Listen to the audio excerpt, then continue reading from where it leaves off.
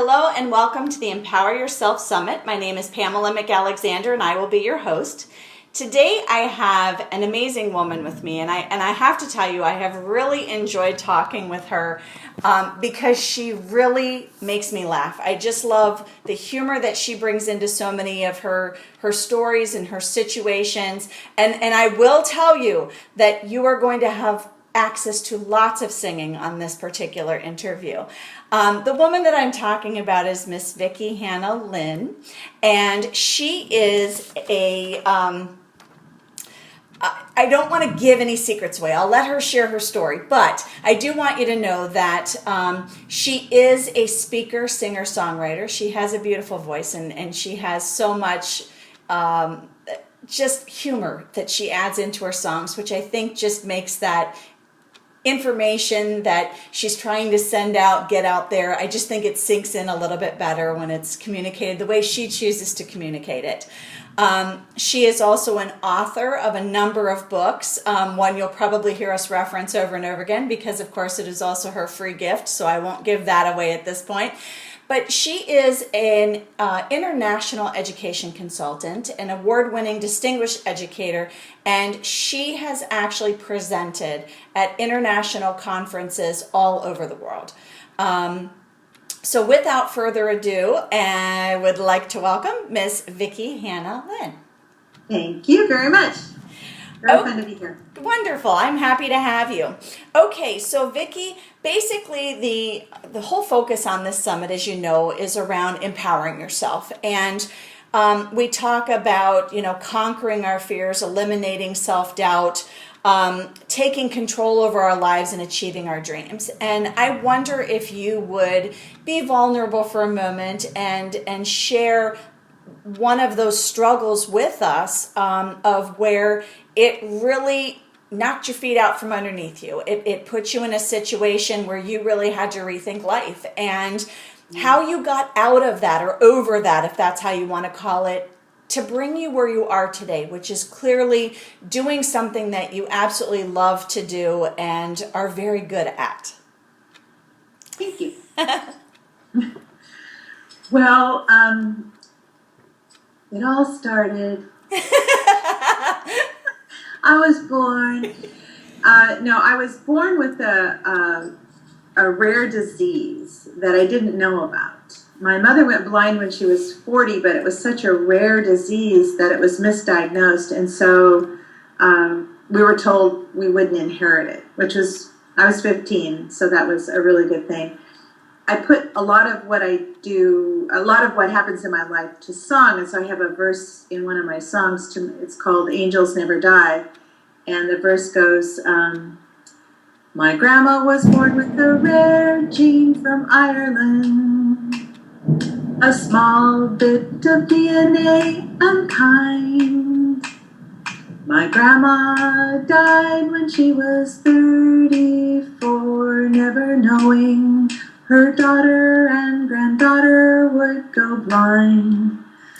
So when a blood vessel burst in my left eye, I knew I was in trouble, and that was in 1988. I was 37 years old. I was married. I had 2 children in elementary school. I was in grad school getting my master's in counseling.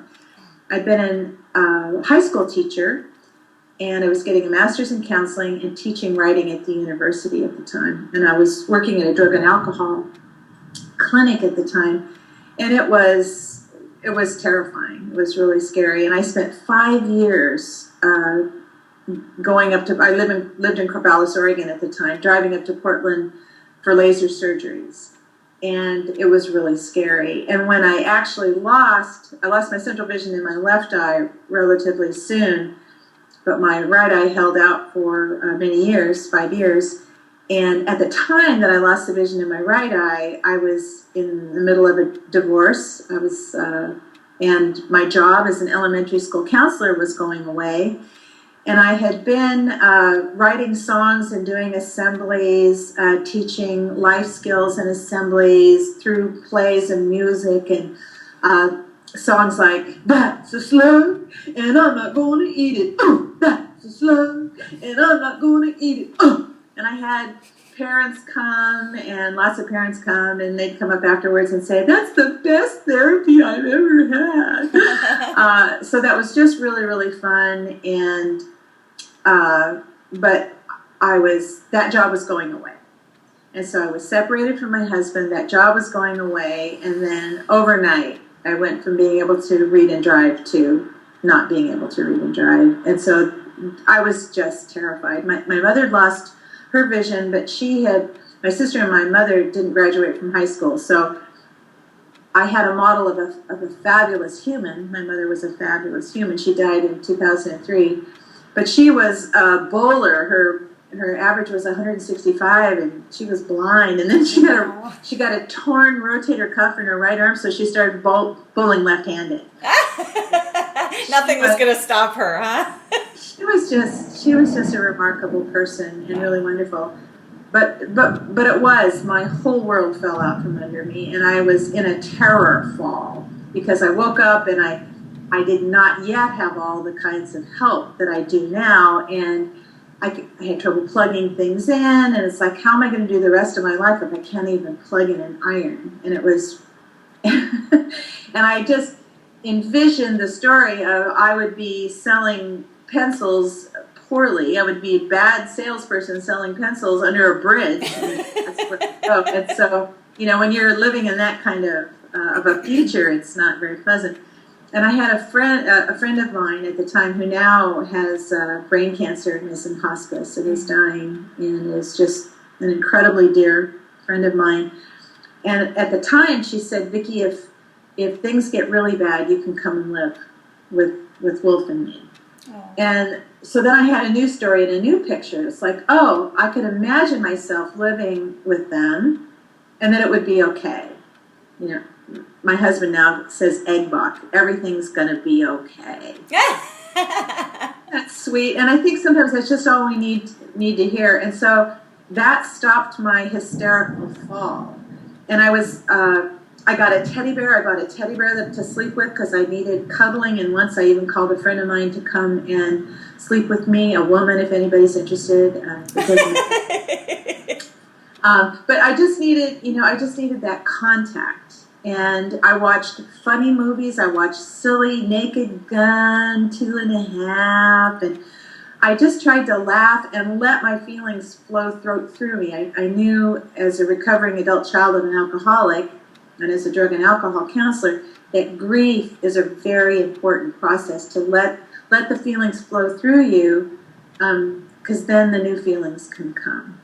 And I've talked about grief clears. If we plug up our grief, we're plugging up the conduit for joy and gratitude and all those other things. And so it's important when we grieve to be around people who are not afraid of grieving. And that's what happened so that happened November 12th, 1993. And I went to Portland to the Commission for the Blind in January for a month for training. And the people there were wonderful. There were a lot of my teachers were blind and,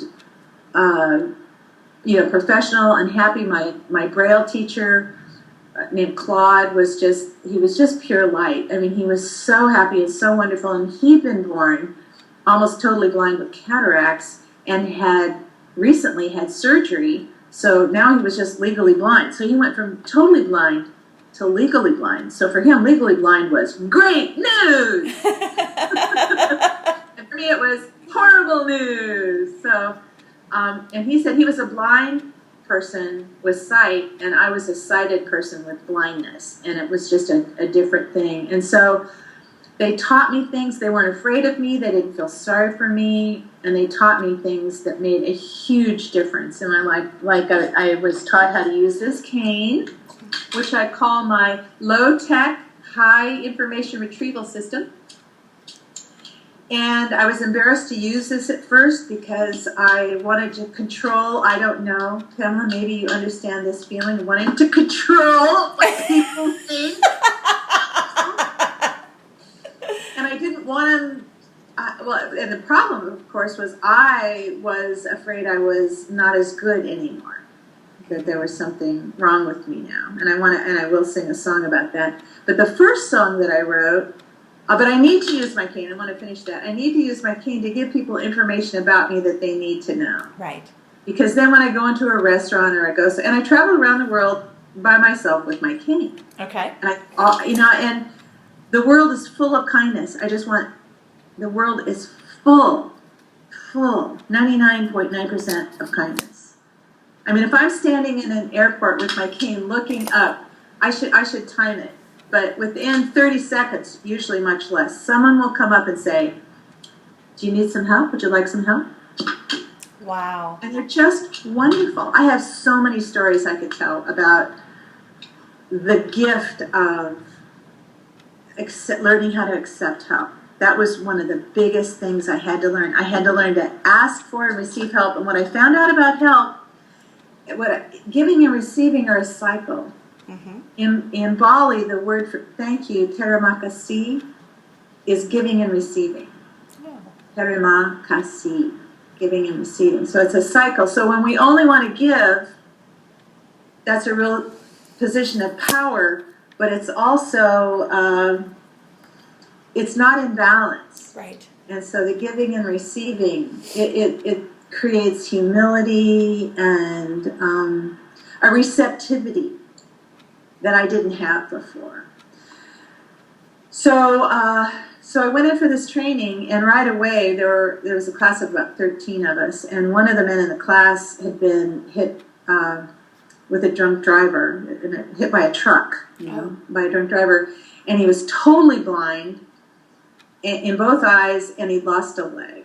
Mm-hmm. So someone who's totally blind compared to me being legally blind, which means it's my vision, to be legally blind, it's 2200. My vision now is about 2800. I can't even see the E on the chart anymore. Wow. So my vision has gotten quite a bit worse since I originally lost it.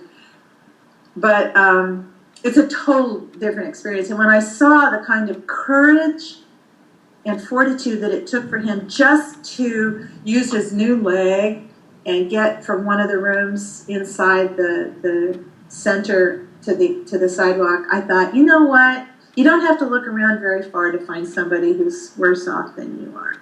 So the first song I wrote was a blues song called Gratitude, which I'm fairly confident that it's the only blues song about gratitude. And it's very simple. It goes, gratitude, gratitude, it's an attitude. Gratitude, gratitude,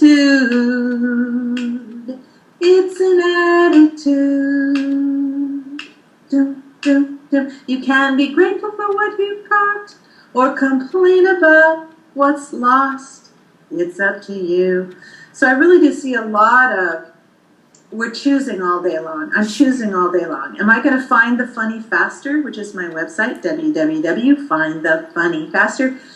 Because the sooner we find the funny, the sooner, literally, biologically, our brain starts working again. We're connected to our heart. We can find new solutions. And it just makes all of life much, much more enjoyable. And one of the things I say is whatever we practice, we get good at. We're always practicing something. So we can be practicing frustrating ourselves and concentrating on what we don't have and how it's not fair. Yeah, let me tell you, I know all about it. Let's talk. Well, let me ask you something, Vicki. Now, when this happened to you, how were your relationships with family and friends?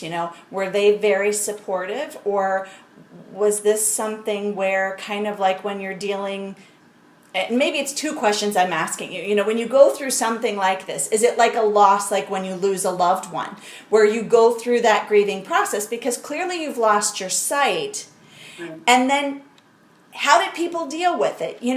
Was it hard for them to approach you because they didn't know what to say, or maybe they just said the wrong thing? Yeah. Well, you find out who your friends are. Because there were people who disappeared, and there were people who showed up. And so it's sort of a cultivating experience. And sometimes it's surprising who leaves and who stays. Wow. But, and I've written, somebody says, have you written a song about everything? Yes. Because if I haven't and you name something, I'll write a song about it just right there. But I've written a song called Courage to Mourn, and really it's a 3-credit class in grieving. Wow. Because there's a lot packed into this song. And the first verse goes, "It's probably not a good idea to tell me you know just how I feel, and to think you know how long it should take for my heart to heal. Our suffering's part of the deal we made with this planet when we were born. Our divinity grows from grief's debris when we find the courage to mourn." Because that whole idea, if people haven't done their own grieving, when we do our own grieving, it probably is a good idea to learn to grieve as we go. Then when someone we know suffers a loss, our hearts will know just where to go. When we do our own grieving, we won't be afraid that our joy is forever stillborn. There's more room, they say, in a broken heart when we find the courage to mourn. Wow. I mean, I think that's where our humanity and our divinity get mingled, is in grieving. Right. And so I'm just really, and we don't get a lot of modeling of that in our culture. Right. And Brene Brown has written books on shame. And she says everybody feels shame, and the less people are willing to talk about it, the more they have. Right. And it's the same with grieving. I mean, the people who are going, get over it, because and so a lot of the rigidity, OCD, a lot of things, and a lot of addictions are because we have feelings in us that we don't want to feel. So we shop, or we volunteer pathologically. We distract. I mean, people say, "I'm busy." We're all so busy. I am very mindful what I say after I am. Right. Because when we say I am, I'm no good at, we're making that true. So Right. I never say I'm busy. I'm not. I mean, I am alive and full of delight, and sometimes I get tired and then I'll take a nap. Right. My husband does that too. It's a practice of grossly underscheduling. Because if you try to schedule just exactly right, Yeah. it'll always, it's like Murphy's Law of remodeling. Whatever the plan was, triple it, and it still will be, more. Triple the time, triple the price. Yeah. And then you might be close. Right. And if it's less than that, it's like, wow, it was only double plus. Right. Triple. Now, do you ever have people that, when you do share your story, make comments like, "Oh, I understand exactly what you're going through"? Yes. And how does that make you feel? I know, I'm blind without my glasses. And I'll say, "No, you don't. You got glasses." But what I really try to do is really have an open heart. I mean, when I'm receiving more than I'm comfortable receiving, I have to ground. People have said amazing things to me, just amazing things to me, and so I used to go, how some people just don't do compliments. Yep. But what I realized was that was so disrespectful to the person. And I my first keynote was at the Seaside Wellness Conference, and the topic was getting comfortable being uncomfortable. Mm-hmm. And I'd been there as a presenter for a while, but not as a keynoter. Jack Canfield presented there. Ooh. I was on the same stage, not at the same time. But it was a really, really big deal to me. And the first thing I did was drop my microphone, and everybody cheered. Oh, no. my people. And compared to my talks now, I was just such a novice, but I was so full of heart. And I one of the songs I had them sing was, "I deserve to be loved. I deserve to be loved. I deserve to be loved. I deserve to be loved. Everybody doesn't have to approve." Then you point to somebody and you look them in the eye and you sing, "You deserve to be loved. You deserve to be loved. You deserve to be loved. Everybody doesn't have to approve. And then you join arms. Oh, we deserve to be loved. I deserve to be loved. People were sobbing. Sure. Because one of the verses was, I get to make mistakes. Right. So after my talk, there was this huge line of people who wanted to talk to me and give me hugs, and I found myself shutting down. Like I'm not worthy for all of that. Oh. I'm not, I don't know what I was thinking. I just knew I was shutting down. And then later I thought, you can't go around whining because you don't have enough love. And then when people are giving you love, you reject it. What's wrong with this picture? Right. So I decided, so I'm walking across the parking lot and I'm going like this, and somebody said, Vicki, what are you doing? And I said, I'm cleaning out my receptor cells. I think all my receptor cells, because this is vulnerable, Sure. Receptor cells here. So when people say really wonderful, loving things or give me beyond what I think I deserve, I ground myself. It's a meditation. Sure. My feet are on the ground, and I feel the energy run through, and I receive it, and I always say, thank you for noticing. Awesome. No matter what, thank you for noticing. So, you look really great today. Thank you for noticing. You're brilliant. I love the word brilliant. Thank you. It's just, But if we learned how to take compliments, they could be given and received in such a wonderful way that, that's always hard. If somebody says, oh, your hair looks beautiful today. Oh my gosh, I didn't even get a shower. It's like, okay, seriously, we couldn't just say thank you? Yeah, it's huge. And I really think it's the little things like that make a life. Mm-hmm. And so I try to be really impeccable in all of those little things, because that's my life all day long, and that's your life too, and right. Our listeners' lives. But I want to sing you the third song. So the gratitude was the first song I wrote, and then I want to sing you a part of the third song, and then part of the second song I wrote, because the process for me. Being a writer and a singer, and first of all, I am a writer, I am a singer, I am creative. To be able to give myself permission to say those things was huge. The first time I introduced myself as a writer, I looked around and I thought, nobody fell off their chair. Wow! I can say anything. They just believe me. And I've written a lot of books. I am a writer. It's how I make sense of my life. It's how somebody said, are you living in a musical? It's like, well, yeah, I am. I'm living in a musical. I'm writing, and it's fun. So I write a lot of true story songs. So this was because if you can find the humor, I think I already said it. If you can find the humor in a situation, you're just going to be a lot better. And the sooner you can do it, the better. So this is a true story. It's called Ode to Blindness, and so the chorus is, if you go blind today.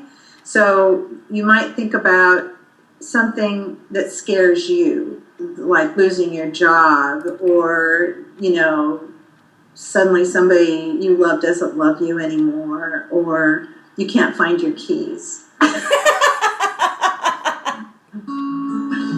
Don't walk into an airport bathroom without closely checking the sign. 'Cause if you're in the wrong bathroom, the men won't fuss or whine. So my husband Murray and I were in the Portland airport, and I say, honey, Mr. ADD, which bathroom is the women's bathroom? And he says, the one on the right. So I walk in with confidence, knowing that it's the one on the right. And our brains are wired in such a way that when we know something's true, that paradigm, that's what we see. And all the evidence just fits into that paradigm. So I walk in there, and I can see well enough to see a bunch of urinals on the side wall, and I think to myself, when did they start putting urinals in women's bathrooms? And then I think, I've always wanted to learn to pee standing up, so I'd be willing to give that a go. And then I look around a little more, and I see all these people, and wow, all these people here have short hair. Gee, I don't think I've ever seen that in it. And then I go, then I get it. The penny drops. And then I realize I'm standing in this bathroom staring at all these men Uh-huh. without my cane. Hi, so don't walk into an airport bathroom without closely checking the sign. 'Cause if you're in the wrong bathroom, the men won't fuss or whine. They'll simply raise their faces to you like so many cows chewing their hay. That's my advice I have for you. If you go blind today, if you go blind today, the end has not begun. If you can find a way to have some fun, like when you've had a 10-minute conversation with someone and they stop and look at you and say, "Can you hear?" No, I read lips. Going blind is a bummer, not a tragedy. Don't let your joy die on your retina. Don't let your joy die on your retina. And you can live happily. If you go blind today, the end has not begun. If you can find a way to have some fun, when you wash your face with air conditioner, or when you're trying to screw in a light bulb and you screw your fingers in instead, or when you lose your sense of humor, don't lose your sense of humor. If you go blind or lose your job or your keys today. That was great, Vicki. I got to tell you, I really, even when I've gone on your website, Vicki has this comment on her website that says, no matter what the mess, let Vicki help you find your best. And, these stories and these songs are just so uplifting. It really makes people stop and think, seriously, why do we take life so seriously? Yeah, the reason angels are able to fly is because they take themselves so lightly. Oh, there you go. I love that. So this was the second one I wrote, and it was about changing the story of what I was telling myself about who I was now that I couldn't see.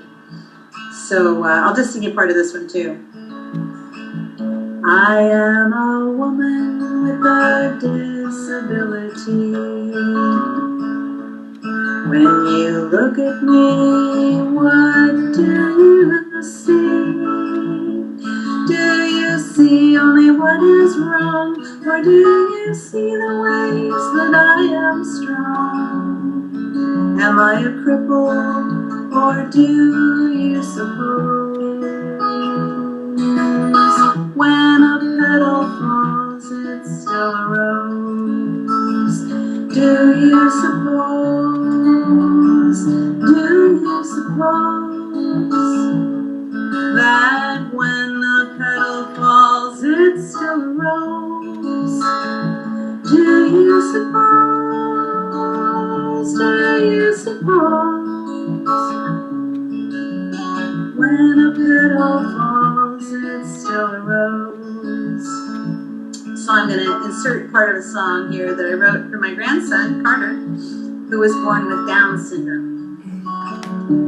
And he's an amazing human.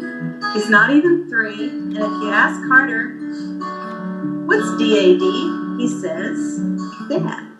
What's CAT? He says, cat.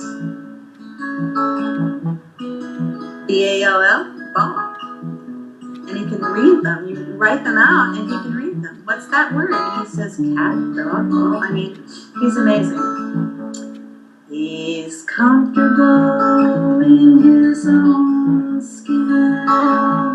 He knows how to let love out, and he knows how to let love in. I spent 30 years in therapy,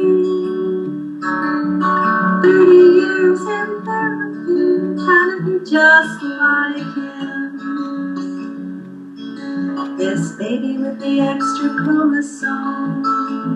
This baby with the extra chromosome. This baby knows wherever he goes, he's at home. That's beautiful. Yeah, there's so much we can learn from children with disabilities. Well, and I'll tell you, this is a poster that I made of Carter, and it says, "I'm rocking this extra chromosome." That's cute. He's just one of the most charming people I have ever met. He is just such a bundle of love and mischief and a great sense of humor. And I have another, a t-shirt that says, with his picture, that says, "Friends don't let friends count chromosomes." Oh, that's so adorable. That's so adorable. Well, Vicki, before we finish up here today, I just kind of like to ask you one question.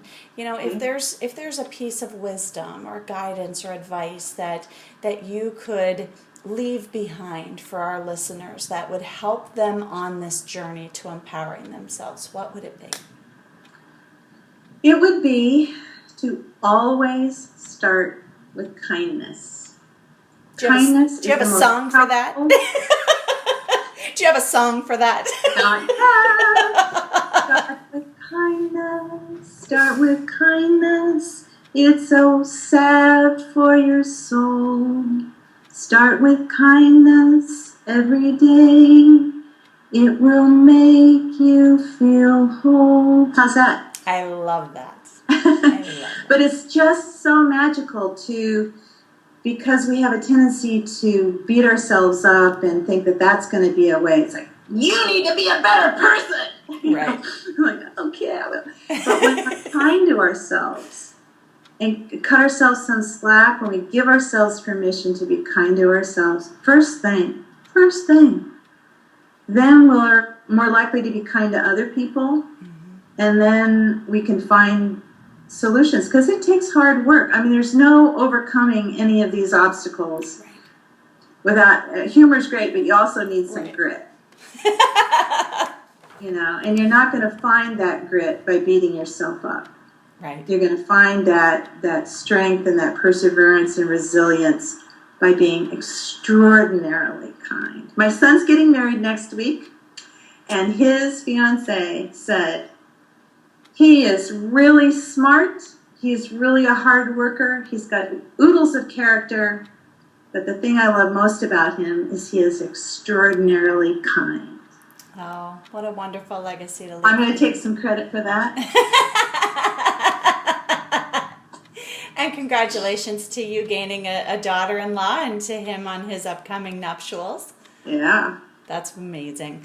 Well, just to let everyone know here, Vicki, to access her site and to access her free gift, and by the way, I have to tell you, she's been very generous with this free gift. One of the books that she wrote, From Frustration to Funny in 10 Seconds Flat. Like I said, this woman has some amazing humor for situations, and I love her little quote on this. Life does not frustrate us, we frustrate ourselves, and that is so true. So you can access her free gift by clicking on her link and going to her site, and that's attached to this email. Other than that, Vicki, I just really want to thank you for, being a part of this summit and sharing your story with all of us. And of course, your beautiful voice and your songs. And, I really hope that has just uplifted so many people to look at life in a different manner. Because like you said, there's always somebody out there who's going through something worse than what you're going through right now. And I want to add to that, because when we're hard to ourselves, then we go, well, so I shouldn't feel any grief. No, that's not the point. Because comparing she's got it worse, so I shouldn't feel any pain. We feel what we feel. It sucks. Losing things sucks. It does. And that's the truth. And so if we tell ourselves, I have 4 parts of that. So the first start part is to be extraordinarily kind, and the second part is to tune into truth. And if the truth is, I'm terrified, well, that's the truth. Okay. That, put your hands on your belly to find out how you feel.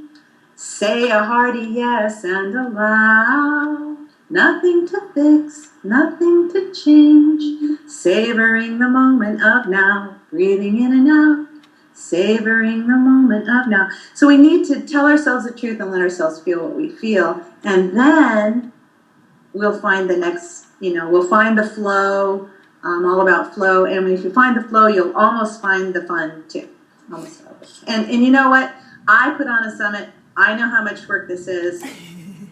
This is so easy. Really? You want me to come and talk about myself? Oh no!